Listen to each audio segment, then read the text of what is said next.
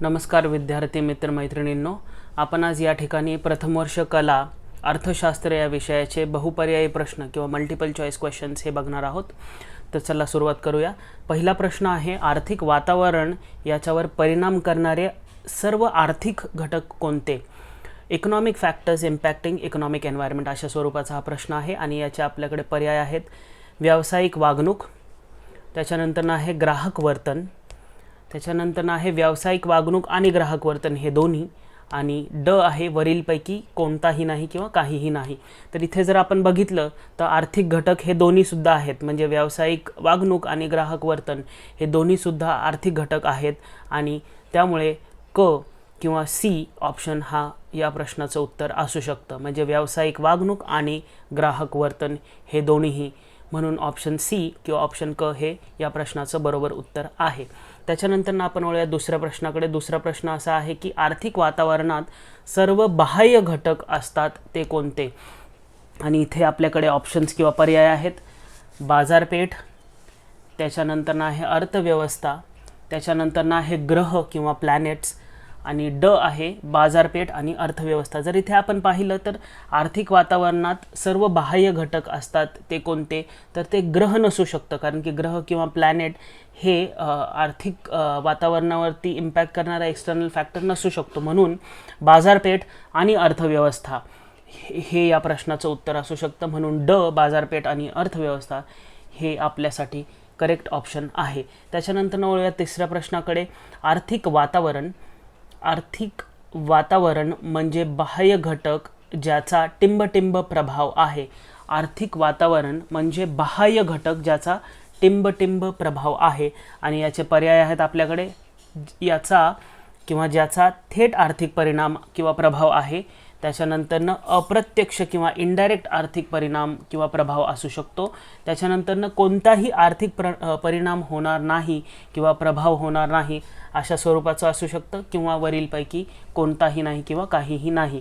तर इथे जर आपण पाहिलं तर आर्थिक वातावरणात म्हणजे बाह्य घटक ज्यांचा थेट आर्थिक परिणाम असू शकतो, म्हणून इथे ऑप्शन ए किंवा ऑप्शन अ हे बरोबर उत्तर आहे. थेट आर्थिक परिणाम किंवा प्रभाव आहे. त्याच्यानंतर वळूया चौथ्या प्रश्नाकडे. चौथा प्रश्न आहे, पुढीलपैकी कोणते आर्थिक घटक आर्थिक वातावरणावर परिणाम करणारे आहेत?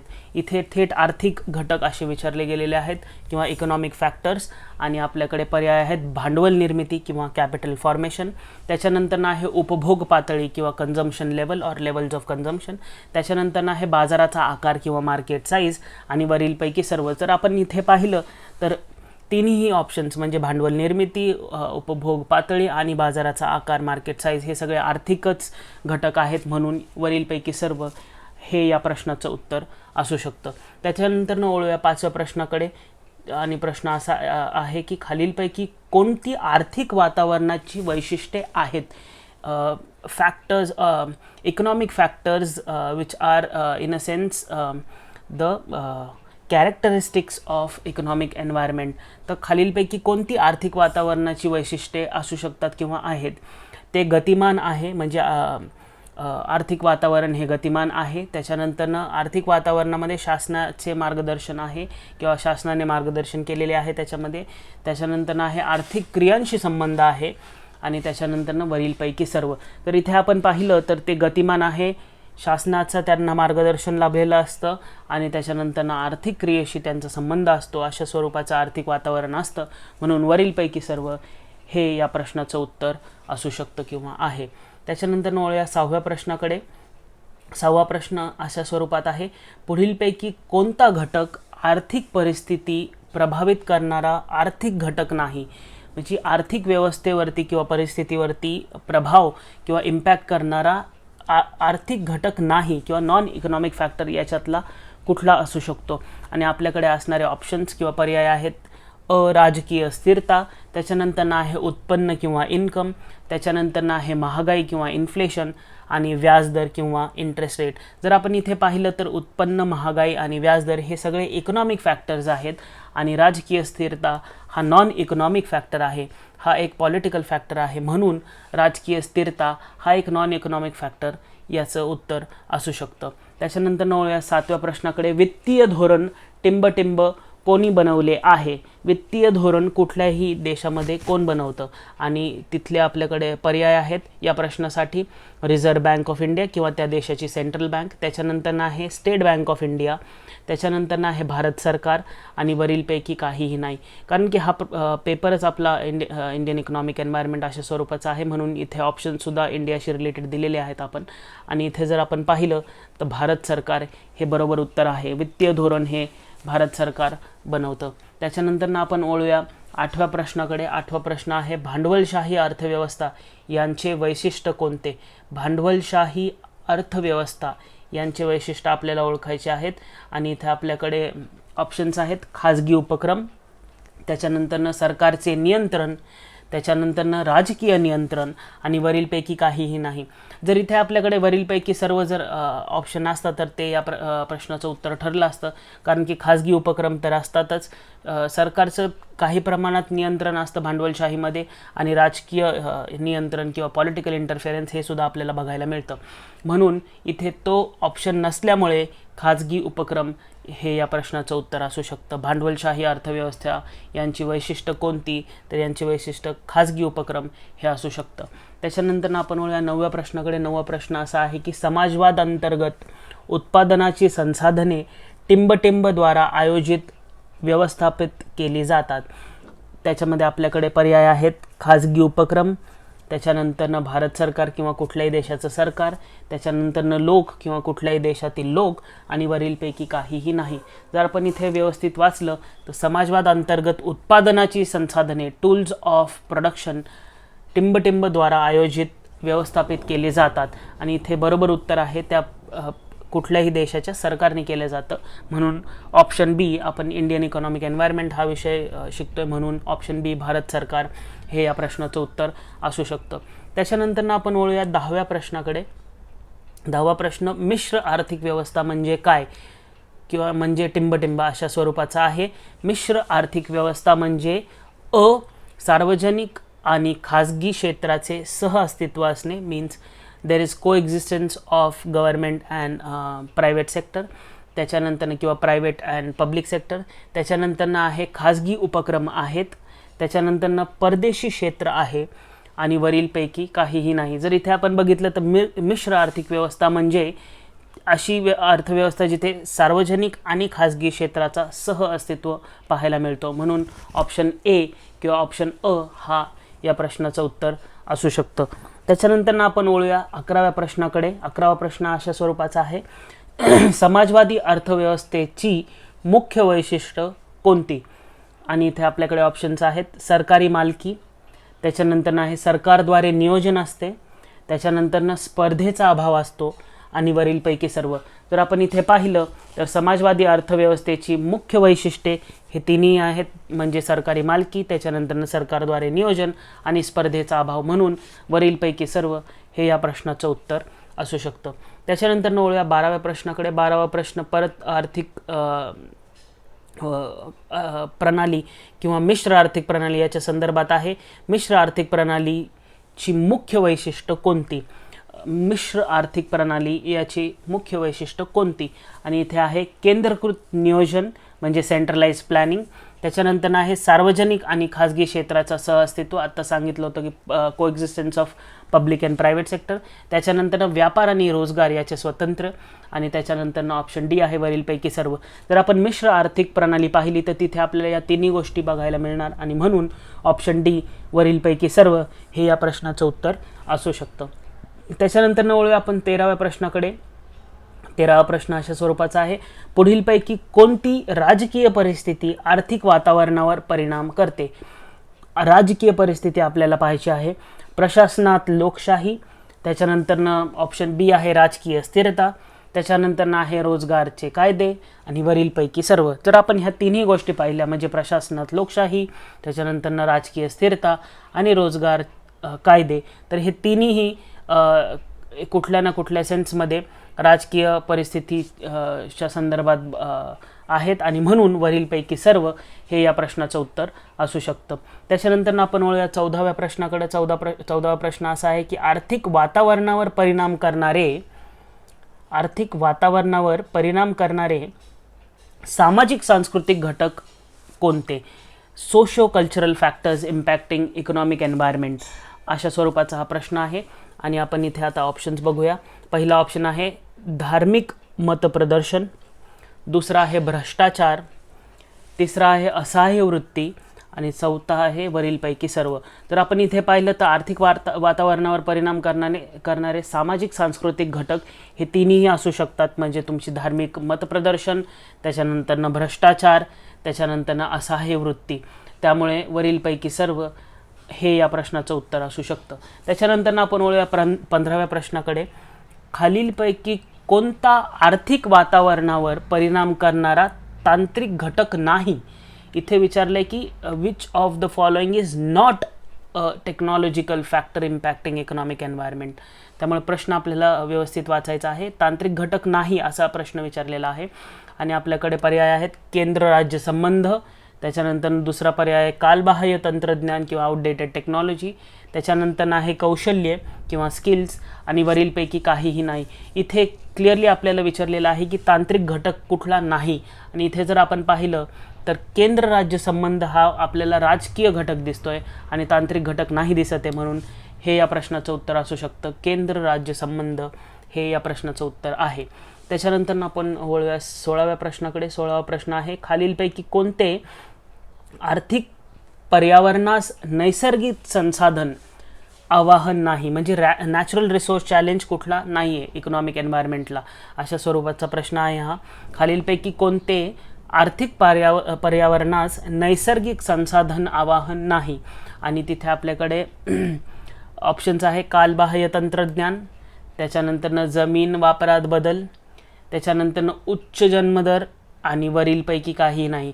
तर आपण इथे पाहिलं तर उच्च जन्मदर हा हेल्थ केअर चॅलेंज असू शकतो, म्हणून हा या प्रश्नाचं उत्तर आहे. कारण की आपल्याला आवाहन नाही अशा स्वरूपाचा प्रश्न विचारला गेलेला आहे, म्हणून उच्च जन्मदर हा हेल्थ केअर चॅलेंज असू शकतो आणि म्हणून ते या प्रश्नाचं उत्तर आहे.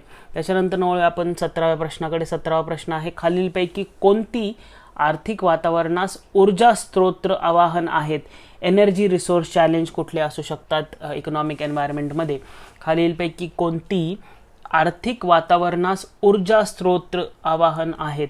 आणि त्याचे ऑप्शन्स किंवा पर्याय आहेत जीवाश्म इंधनाचे वर्चस्व, म्हणजे डॉमिनन्स ऑफ फॉसिल फ्युल्स, त्याच्यानंतर आहे संसाधनाची कमतरता, दॅट इज स्कॅर्सिटी ऑफ रिसोर्सेस, त्याच्यानंतर आहे प्रदूषण किंवा पोल्युशन, आणि वरीलपैकी सर्व.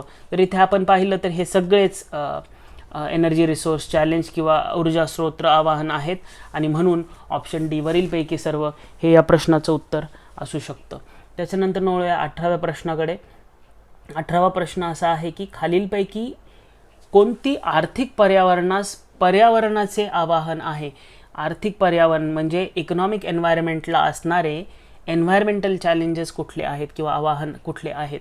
आणि इथे आपल्याकडे ऑप्शन्स आहे प्रदूषण किंवा पोल्युशन, त्याच्यानंतरनं वेस्ट मॅनेजमेंट किंवा नियोजन किंवा तुमचं जे वेस्ट आहे त्याचं नियोजन, त्याच्यानंतर आहे बायोडायव्हर्सिटी प्रोटेक्शन आणि वरीलपैकी सर्व. तर इथे जर आपण पाहिलं तर पोल्युशन किंवा वेस्ट मॅनेजमेंट किंवा बायोडायव्हर्सिटी प्रोटेक्शन हे तिन्हीसुद्धा एन्व्हायरमेंटल चॅलेंजेस आहेत आणि म्हणून वरीलपैकी सर्व हे या प्रश्नाचं उत्तर असू शकतं. त्याच्यानंतर वळूया आपण 19व्या प्रश्नाकडे. 19वा प्रश्न अशा पद्धतीचा आहे की खालीलपैकी कोणते आरोग्य सेवा आवाहन नाहीत? आरोग्य सेवा आवाहन नाहीत. तर इथे जर आपण पाहिलं तर टंचाई किंवा स्कॅर्सिटी ऑफ रिसोर्स, त्याच्यानंतरनं खराब आरोग्य सेवा हे आवाहन आहे, त्याच्यानंतरनं उच्च जन्मदर हे सुद्धा आवाहन आहे आणि वरीलपैकी काहीही नाही. जर इथे आपण पाहिलं तर स्कॅर्सिटी ऑफ रिसोर्स हे आरोग्य सेवा आवाहन नाही असं दिसून येतं आहे, म्हणून ऑप्शन ए टंचाई किंवा स्कॅर्सिटी हा या प्रश्नाचं उत्तर असू शकतं. त्याच्यानंतर वळूया 20व्या प्रश्नाकडे. खालीलपैकी कोणती शेतीची भूमिका नाही? Which of the following is not a role of agriculture in India? शेतीची भूमिका कुठली नाही आहे? तर आपल्याकडे पर्याय आहेत राष्ट्रीय उत्पादनामध्ये वाटा, that is share in national income किंवा कॉन्ट्रीब्युशन इन नॅशनल इन्कम, त्याच्यानंतरनं दुसरा आहे बेरोजगारी निर्माण करते शेती, इन्क्रीजेस अनएम्प्लॉयमेंट. त्याच्यानंतर आहे कच्चा माल पुरवते दुसऱ्या इंडस्ट्रीजला, प्रोव्हिजन ऑफ रॉ मटेरियल्स. त्याच्यानंतर आहे अन्न पुरवते किंवा प्रोव्हिजन ऑफ फूड. तर इथे जर आपण पाहिलं तर प्रश्न अशा स्वरूपाचा आहे की खालीलपैकी कोणती शेतीची भूमिका नाही. तर इथे पाहिलं तर बेरोजगारी निर्माण करते ही भूमिका नाही आहे, इथे रोजगार निर्माण करते अशा स्वरूपाचं जर असतं तर ते बरं पडलं असतं. आणि म्हणून इथे भूमिका कुठली नाही आहे शेतीची, तर ती बेरोजगारी निर्माण करते ही भूमिका नाही आहे, ती उलटं रोजगार निर्माण करते. म्हणून ऑप्शन बी हा या प्रश्नाचं किंवा हे या प्रश्नाचं उत्तर आहे. त्याच्यानंतर वळूया आपण 21व्या प्रश्नाकडे. भारतातील शेती संदर्भात खालीलपैकी कोणती गोष्ट खरी आहे किंवा which of the following is true with respect to Indian agriculture, असा हा प्रश्न आहे. आणि या प्रश्नाच्या आपल्याकडे पर्याय आहेत. जीवनमान उंचवण्यास मदत करते, म्हणजे it helps in raising standard of living. त्याच्यानंतर दुसरा ऑप्शन आहे निर्यातीत महत्त्वाचा वाटा आहे, एक्सपोर्ट्समध्ये महत्त्वाचं कॉन्ट्रीब्युशन आहे. त्याच्यानंतर भारतीय अर्थव्यवस्थेचा कणा आहे, म्हणजे बॅकबोन ऑफ इंडियन इकॉनॉमी. आणि वरीलपैकी सर्व. तर आपण इथे पाहिलं तर शेती संदर्भात ह्या तिन्ही गोष्टी बरोबर आहेत, म्हणजे जीवनमान उंचवण्यास मदत करते, that is it helps in raising standard of living. त्याच्यानंतरनं निर्यातीत महत्त्वाचा वाटा आहेच शेतीचा. त्याच्यानंतरनं भारतीय अर्थव्यवस्थेचा कणा किंवा बॅकबोनसुद्धा आहे, म्हणून वरीलपैकी सर्व हे या प्रश्नाचं उत्तर असू शकतं. त्याच्यानंतरनं ओळूया 22व्या प्रश्नाकडे. 22वा प्रश्न अशा स्वरूपाचा आहे. भारतीय शेतीत कमी उत्पादन क्षमतेसाठी जबाबदार घटक कोणते. भारतीय शेतीत कमी उत्पादन क्षमतेसाठी जबाबदार घटक कोणते. आणि इथे ऑप्शन्स आहेत आपल्याकडं. लहान लँड होल्डिंग किंवा स्मॉल लँड होल्डिंग साईज, म्हणजे शेतकऱ्याकडे असणारी जमीन ही दिवसेंदिवस कमी कमी होत चाललेली आहे. त्याच्यानंतरनं कर्जबाजारीपणा, म्हणजे रुरल इनडेटेडनेस. त्याच्यानंतर आहे लागवडीच्या जुन्या पद्धती किंवा old outdated methods of cultivation. आणि वरीलपैकी सर्व, म्हणजे भारतीय शेतीत कमी उत्पादन क्षमतेसाठी जबाबदार असणारे हे तिन्ही घटक आहेत, म्हणजे स्मॉल लँड होल्डिंग, त्याच्यानंतरनं कर्जबाजारीपणा, त्याच्यानंतरनं लागवडीच्या जुन्या पद्धती. म्हणून वरीलपैकी सर्व हे या प्रश्नाचं उत्तर असू शकतं. त्याच्यानंतर आपण वळूया 23व्या प्रश्नाकडे. पुढीलपैकी कोणते घटक भारतीय शेतीत कमी उत्पादन क्षमतेसाठी जबाबदार नाहीत. कोणते घटक कमी उत्पादन क्षमतेसाठी जबाबदार नाहीत अशा स्वरूपाचा प्रश्न आहे. आणि आपल्याकडे ऑप्शन्स आहे. मजबूत सिंचन प्रणाली, that is robust agricultural irrigation system. त्याच्यानंतर आहे बीमध्ये मार्केटिंगचा अभाव असणे. त्याच्यानंतर आहे कोणतीही वैज्ञानिक पद्धत नसणे. आणि वरीलपैकी काहीही नाही. तर इथे आपल्याला स्पष्टपणे विचारलेलं गेलेलं आहे की कमी उत्पादन क्षमतेसाठी जबाबदार नाही, आणि कमी उत्पादन क्षमतेसाठी जबाबदार मजबूत सिंचन प्रणाली नसू शकते, कारण की मजबूत सिंचन प्रणाली असेल तर उत्पादन चांगल्या स्वरूपाचं येऊ शकतं. म्हणून ऑप्शन ए हे या प्रश्नाचं बरोबर उत्तर आहे. त्याच्यानंतर वळूया 24व्या प्रश्नाकडे. कृषी उत्पादकता सुधारण्यासाठी कुठल्या पद्धती वापरल्या जाऊ शकतात अशा स्वरूपाचा प्रश्न आहे, किंवा सुधारण्यासाठीच्या पद्धती अशा स्वरूपाचा प्रश्न आहे. तर इथे आहे भारतातील जमीन कायदा सुधारणे, हे एक ऑप्शन असू शकतं. ऑप्शन बी आहे मजबूत पत सुविधा. त्याच्यानंतर आहे सिंचन मध्ये सुधारणा. आणि चौथा ऑप्शन आहे वरीलपैकी सर्व. तर इथे आपण पाहिलं तर कृषी उत्पादकता वाढवण्यासाठी हे तिन्ही गोष्टी खूप महत्त्वाच्या आहेत, म्हणजे लँड रिफॉर्म्सही असले पाहिजेत, त्याच्यानंतरनं मजबूत पत सुविधाही, दॅट इज क्रेडिट फॅसिलिटीज असल्या पाहिजेत, आणि त्याच्यानंतरनं सिंचन किंवा इरिगेशनमध्ये सुधारसुद्धा असायला हवे. म्हणून वरीलपैकी सर्व हे या प्रश्नाचं उत्तर आहे. आता वळूया शेवटच्या प्रश्नाकडे. कृषी उत्पादकता हा प्रश्न आहे 25वा, आणि ह्या सेशनमधला शेवटचा प्रश्न आहे तो. कृषी उत्पादकता सुधारण्यासाठीचे उपाय कोणते अशा स्वरूपाचा हा प्रश्न आहे. कृषी उत्पादकता सुधारण्यासाठीचे उपाय कोणते. आणि आपल्याकडे ऑप्शन्स आहेत. उच्च उत्पन्न बियाणे, म्हणजे हाय इल्डिंग व्हरायटी सीड्स. त्याच्यानंतर आहे खते. त्याच्यानंतर खते म्हणजे फर्टिलायझर्स. त्याच्यानंतर आहे कृषी संशोधन.